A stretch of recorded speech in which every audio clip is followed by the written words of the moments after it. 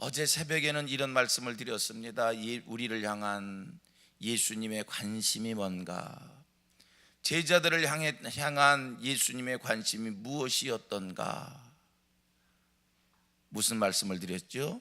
예수님의 관심은 믿음이었습니다. 믿음을 갖게 하는 것, 그리고 더 풍성한 생명을 얻게 하는 것, 이게 오직 예수의 관심이었다.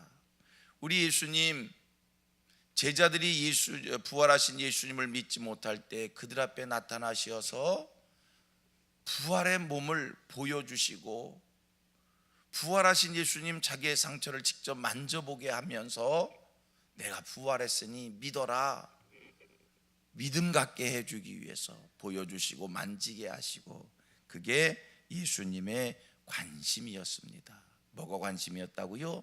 믿음을 갖게 하는 것. 자, 오늘 본문을 보면 예수님께서 부활하신 이후에 제자들에게 또 한 번 나타나셨어요.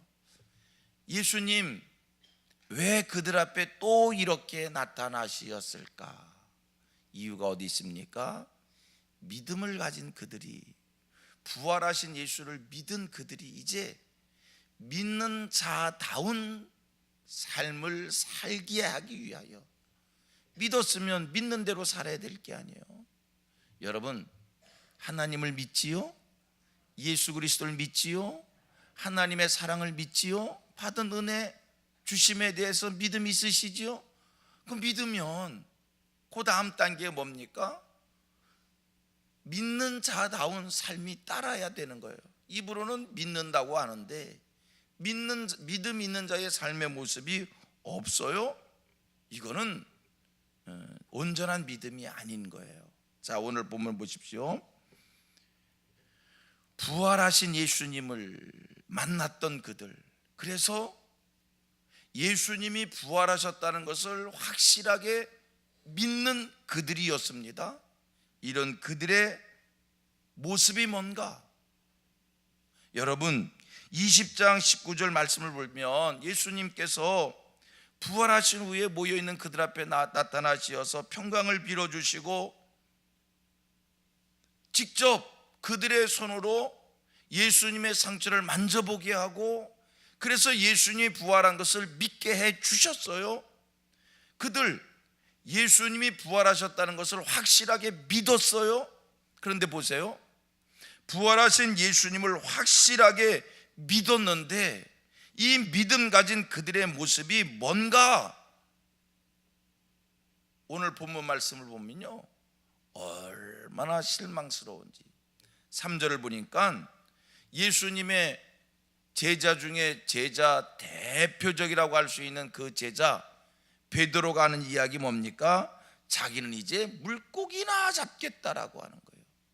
여러분, 이게 부활하신 예수님을 확인하고 예수님이 부활하셨다는 것을 믿는 자의 모습입니까? 보여주시고 만져주시고 그리고 믿게 했는데, 그 확인하고 믿고 난 다음에 이제 하는 얘기, 나는 이제 물고기나 잡으며 살겠다. 이게 부활의 예수를 만나니의 첫 번째 반응이었던 거예요. 얼마나 실망스러운 모습을 보이는지 모릅니다. 이런 그를 예수님이 직접 또 찾아가시어서 오늘 본문 말씀을 보면 기이한 일을, 기적 같은 일을 보여주시고 있습니다. 우리는 이 말씀을 보면서 은혜 받는 게 있어요. 깨닫는 게 있어요. 사람이 하나 세워진다라고 하는 것, 저절로 그냥 세워지는 것이 아니구나. 수많은 수고와 수많은 노력과 수많은 기회를 부여해주고 기다려주고 땀 흘림 속에서 한 사람이 세워지는 거지, 어느 날 갑자기 한 사람이 저절로 성숙한 사람으로, 저절로 믿는 자가 믿음 생겼다고 해서 믿음 있는 자의 삶의 모습으로 그냥 사라지는 게 아니구나. 많은 수고가 있어야 되는 겁니다. 많은 노력이 있어야 되는 겁니다. 많이 기다려줘야 됩니다. 많은 땀을 흘려줘야 합니다. 많이 섬겨줘야 합니다. 많은 사랑을 베풀어줘야 됩니다. 많이 용서해줘야 됩니다. 많이 격려해줘야 됩니다. 그래야 사람이 일정한 분량까지 성장할 수 있는 거고요, 세워질 수 있는 거고요. 우리가 믿음 얘기를 하는 거니까 믿음 있는 자의 삶의 모습을 보이는 겁니다. 여러분, 교회 속에서 봉사하는 사람이 있습니다. 헌신하는 사람이 있습니다. 수고하는 사람이 있습니다. 믿음 생활하면서 말씀대로 사는 사람들이 있어요. 제대로 된 신앙생활해요. 헌금도 하면서 신앙생활합니다. 주의를 온전히 지키는, 주의를 온전히 성수하는, 전도하는 그런 신앙의 단계에 서는 사람이 있습니다. 기억하십시오. 그분들이 그냥 어느 날 갑자기 그렇게 된 것이 아니라 많은 수고 끝에, 많은 섬김을 받은 끝에, 많이 기다려준 끝에, 많이 땀 흘려준 사람들이 있었기에, 많은 격려자가 있었고, 많은 위로자가 있었고, 용기를 붙들어주는 사람이 있었고, 기도해주는 사람이 있었고, 그래서 그 많은 주변에서의 그 많은 밑거름 속의 열매입니다. 그냥 된다고요? 오늘 성경 보십시오. 베드로가 3년 동안 예수님 따라다니면서 가르침 받은 사람이에요. 예수님이 행하는 기적을 옆에서 보았던 사람이에요. 예수님이 십자가에 돌아가셨어요. 낙심했어요. 절망했어요. 예수님 그를 찾아가시어서, 야, 낙심하지 마. 내가 이렇게 살았잖아. 예수님 부활한 것을 확인했어요. 믿음이 생겼어요. 그래도요, 그가 보인 게 뭐예요? 나는 이제 옛날 하던 대로, 옛날 식대로 나는 이제 고기나 잡고 살아야지. 그리고 디베라 바다로, 갈릴리 바다, 이게 디베르 바다로 돌아가서, 갈릴리 바다로 돌아가서 옛날에 하던 대로 금을 던지는 모습을 보입니다. 여러분, 이게 또 하나의 교훈입니다. 예수님 보십시오. 그를 찾아갑니다. 우리 같았으면 베드로 책망받아도 할 말 없어요. 예수님 실망하시어서, 아이고 이것밖에 안 되냐? 그를 버리셔도 할 말 없어요. 예수님, 아이고 네 그릇이 이것밖에 안 되냐? 포기해버려도 할 말 없어요. 그런데 예수님 책망하시는 것 아니고, 버리시는 것 아니고, 포기하시는 것 아니고, 그를 또 찾아가서 그를 또 귀하게 세워주는 것을 보게 됩니다. 두 가지 교훈을 얻기를 원합니다. 여러분, 사람이 저절로 세워지지 않는다는 것, 그냥 세워지지 않는다는 것 생각하면서 교회 속에서 온전한 믿음 생활하려고 몸부림치는, 봉사하고 헌신하고 충성하고 주일 성수하고 전도하고 기도하고 헌금하고 이러면서 신앙생활하는 사람들 귀히 여기십시오. 귀히 여기셔야 됩니다. 그 사람이 그 정도의 신앙을 갖기까지 주변에서 얼마나 많은 사람들의 기도가 있었고, 섬김이 있었고, 도움이 있었고, 기다려줌이 있었고, 위로가 있었고, 격려가 있었고, 용기를 주는 게 있었고, 그래서 그만큼 성장한 겁니다. 그런데 그런 이들을 소홀히 여겨서 그런 이들에게 상처받게 하고, 그런 이들을 실족시키고, 그런 이들을 쓰러뜨린다, 뭐라고 얘기해야 될까요?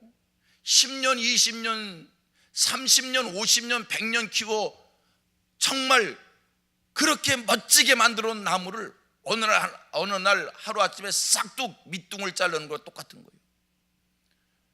교회 속의 성도들 한 사람 한 사람을 귀히 여기는 이런 마음이 오늘 우리 교회 속에 넘치기를 축복합니다. 우리 같이 고백합니다. 믿음의 사람을 귀히 여기십시다.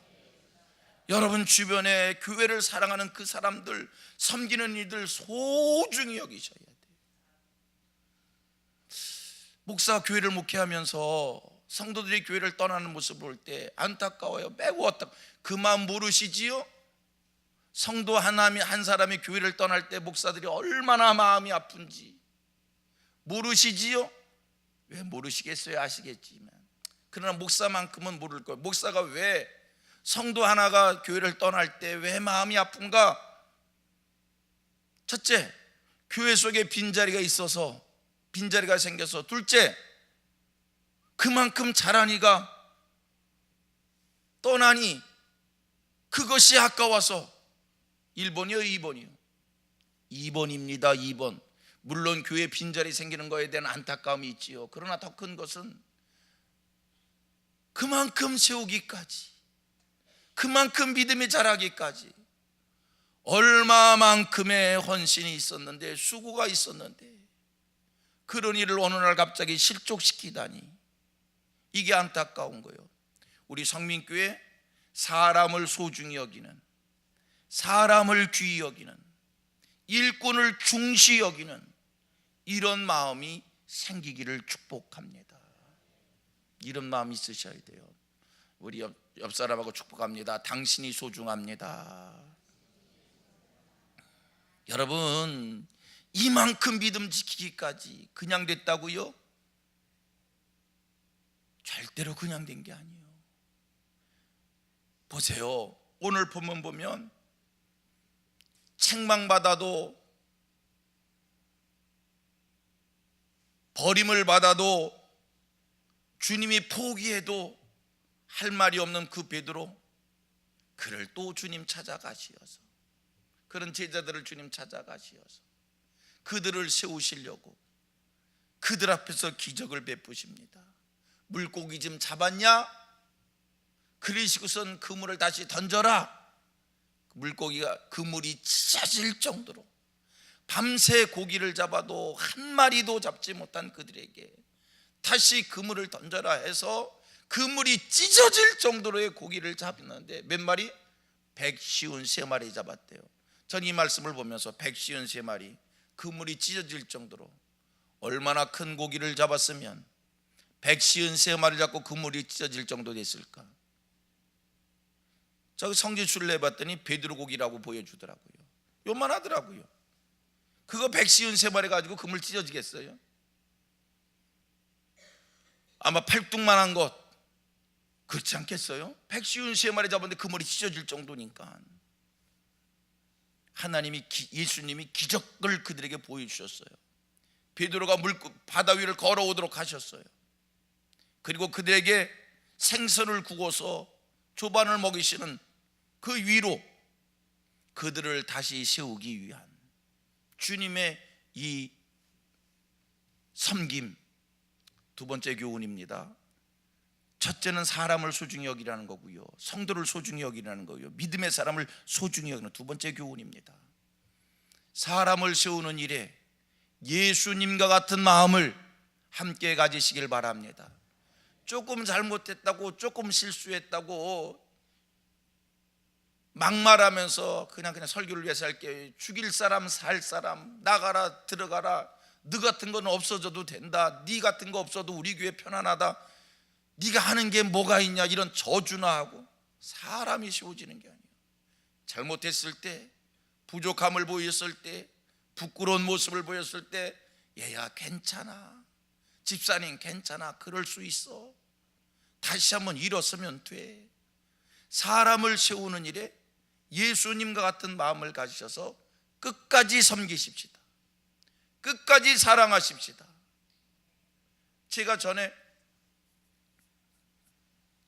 교회학교를 지도할 때 나이 드신 전도사님을, 나이 드신 분이 늦게 신학을 해서 전도사가 돼서 그분을 교육전사로 세웠어요.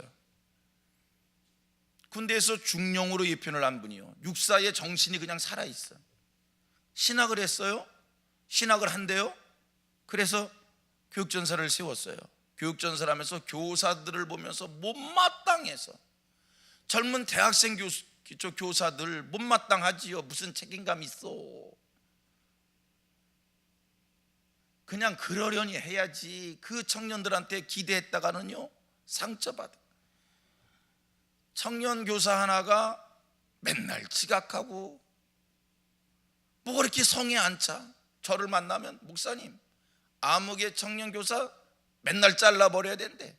맨날 잘라버려야 된대. 물론 그 말이 맞아요, 틀리지 않아요. 교사가 성실하지 못한 모습을 보이면 아이들한테 본이 되지 않기 때문에 그런 교사 없어져야 돼요. 교사 하시는 분들 잘 생각하셔야 돼요. 애들이 성실한 걸 배워야지. 그거 하나만 생각하면 잘라버려야지. 근데 제 마음은 그렇다고. 목사의 마음이잖아요. 그렇다고. 너 맨날 교회 지각한다고 교사하지 마. 어떻게 그래? 그래도 맨날 교육전사를 그냥 기다려주자고. 청년이 그렇지요 뭐. 청년을 졸업하고 취직을 하고 그 이후에 교회 생활을 하는데 얼마나 충성스러운 일꾼이 되는지, 얼마나 기둥 같은 일꾼이 되는지, 얼마나 교회를 사랑하는지 기다려줘서 그런 거예요. 기다려줘서 그런 거예요.